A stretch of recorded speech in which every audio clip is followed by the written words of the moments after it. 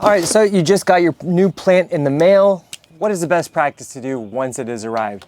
Now, as you can see, up, hopefully it's been up the whole time, but there's probably a good chance it went like this at some point.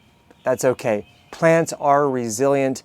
Let me show you how you can make sure it's nice and healthy from day one.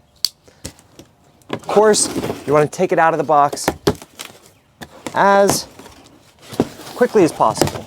You want to take your growing guide, save that for later.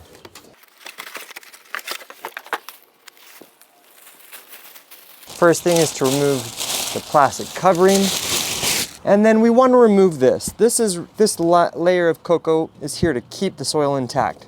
Now, as you can see, the soil is looking pretty good. It's shifted a little bit here and there, so you can sort of level out that soil.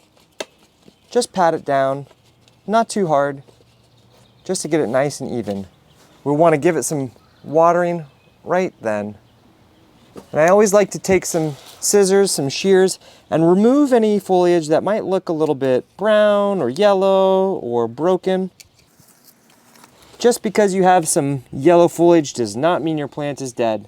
And the most important thing to do now is to make sure it stays hydrated and keep it in a shaded location for the next 3 to 5 days. That's going to help acclimate it to the outdoor weather and temperatures. If you were to go and put it right out into the hot baking sun, there's a good chance that the sun would burn the foliage, creating sun scald, which would cause those sunburnt leaves to eventually drop off.